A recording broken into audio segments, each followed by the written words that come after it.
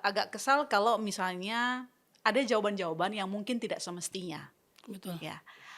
Salah satunya, ingat kan ketika ada kayu-kayu Ya, muncul ya. dalam banjir, kemudian disampaikan Dirjen Penegakan Hukum Kemenhub Dwi Janwanto Nugroho, kayu-kayu tersebut merupakan kayu lapuk akibat pohon tumbang.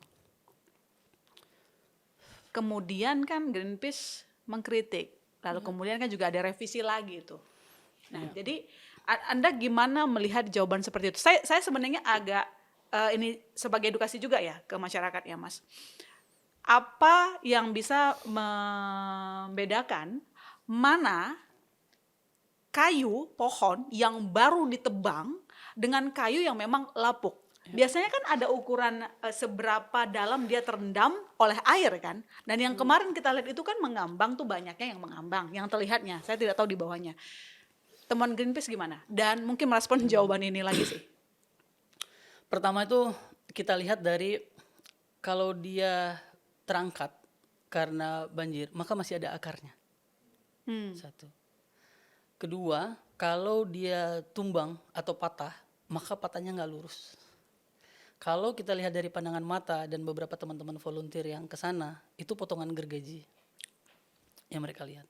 Gelondongan lok-lok yang kita lihat ini, itu memang, jadi kalau kita tahu ya model lok itu, kalau begitu ditebang, itu nggak langsung keluar.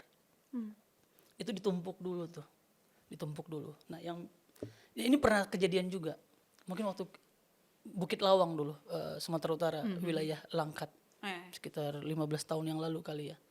Itu juga pernah banjir dan lok-lok akhirnya keluar dan akhirnya terbukti bahwa lok-lok itu memang udah disimpan beberapa bulan-bulan sebelumnya dan ini memungkinkan sebenarnya.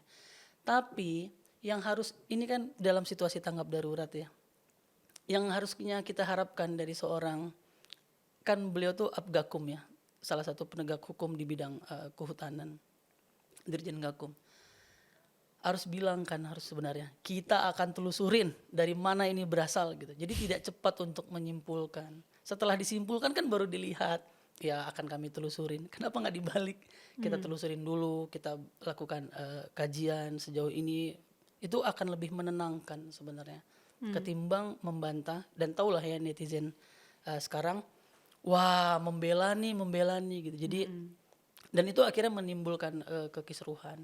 Kita berharap sebenarnya ada pola komunikasi yang penuh dengan empati dalam situasi yang kayak gini gitu ya. Dan kita harusnya mendapatkan itu dari pemerintah. Kenapa yang membuat kita tenang sebagai warga negara sebenarnya adalah kita percaya ada pemerintah yang sedang melakukan sesuatu. Kita berisik tentang apakah ini bencana nasional atau bencana daerah karena kita nggak yakin pemerintah sedang bekerja. Sehingga kita mendesakkan pemerintah, you need to do something, lo harus lakukan sesuatu kepada orang-orang yang ada di Sumatera gitu. Itu sebenarnya yang, nah dengan pernyataan-pernyataan kepala BNPB yang kayak gitu, lalu kemudian Pak Dirjen Gakum Kementerian Kehutanan ngomong begitu, itu menciptakan bahwa ini pemerintah bisa dipercaya atau enggak sih gitu. Sehingga kita penuh keraguan-raguan dan itu menjadi apa ya, menjadi diskursus yang nggak produktif sebenarnya dan nggak baik gitu. Dan itu terus-terusan diproduksi sama pemerintahan saat ini. Semoga ada aparat pemerintah yang mendengar dan melakukan evaluasi soal ini ya.